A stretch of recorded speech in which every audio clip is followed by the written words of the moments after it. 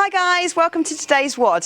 So today's WOD is a strength piece. You will require a couple of medium-sized dumbbells for it, but you don't need any other equipment, obviously, apart from just your normal drink bottle and your towel. We've got 5 movements. You're aiming for about 3 or 4 rounds, and rep range for each of the movements is between about 10 and 12 reps, and that is entirely up to you. So the first movement is what we call a kickstand deadlift. So I'm going to demonstrate without the weights, and then we'll show you how to incorporate the weights. So I'm going to start off now with a deadlift. Your feet are directly stacked underneath your hips. I'm going to step my left foot back, and I'm just resting my left foot just on my toe. So the majority of my body weight is being transferred onto my right leg, okay? So I'm going to use what we call a hip hinge position. So imagine there's a wall behind you, and you need to push your glutes back or your butt back to touch that wall. Please note that my spine is in a nice flat position and is staying neutral and coming back up again. So chest up nice and tall to start with, shoulders pinned back, push the hips back. As I push the hips back, I feel my hamstrings and my glutes engaging through the back of my leg, and on this leg should just feel like a supporting leg. So the majority of work is feeling like it's through that front right leg. So now I'm going to add the weight onto it. You can do 1 or 2 dumbbells for this one. I'm going to choose 2. So that foot goes back, just as my little support, and I'm coming down, keeping my spine in a neutral position, coming back up. Squeeze your glutes at the top. So I'll do 10 to 12 reps on one side, and then I'm just going to swap it over onto my left leg. Again, pop my right leg back as that little support. Roll my shoulders back, pinch my shoulder blades together to make sure my back stays nice and flat. Coming forward all the way down as far again as my hamstrings will permit me. Squeeze my glutes at the top. Okay, so that's your kickstand deadlift. You're then going to bring yourself down onto the floor in what we call a floor press.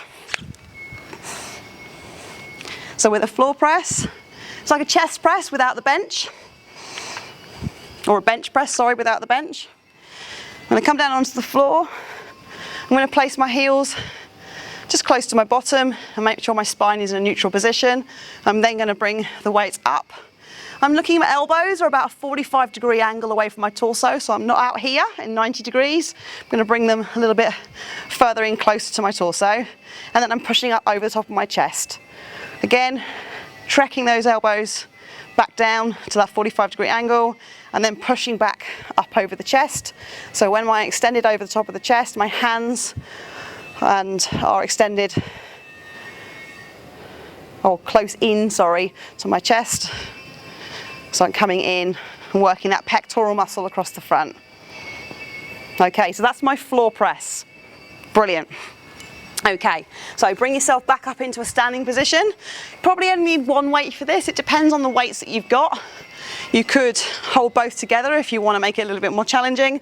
We're going to go into a goblet squat with a tempo, okay? So a tempo is usually working with a downward phase of a movement to slow it down, to increase the intensity.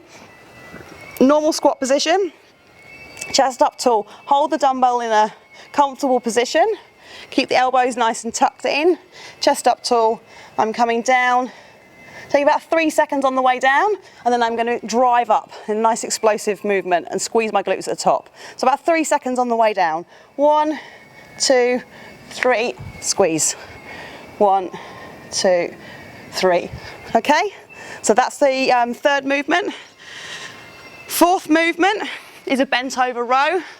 I'm going to be using that hinge position again that I did with my deadlift. My feet are going directly underneath my hips. I'm pushing my hips back. I'm trying to aim to get my torso as parallel with the floor as possible, and I'm using my hamstrings to support the movement. I'm going to be drawing the weights into my side pockets, and the elbows are going to the back of the room. Squeezing my shoulder blades together each time.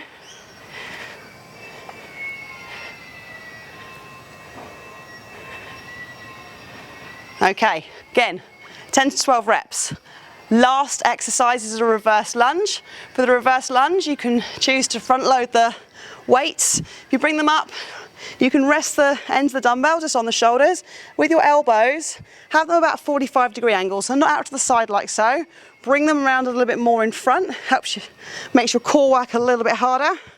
And again, you can do this as a reverse lunge or a front lunge. It's really up to you, whichever you have more preference on. So we're stepping it back and alternating legs. Make sure that when we're in that lunge position, again, you want your hip to be directly stacked on top of your knee. And we also can have a very slight lean forward. That's just to stop us hyperextending our back, to making sure that our spine's staying in a neutral position.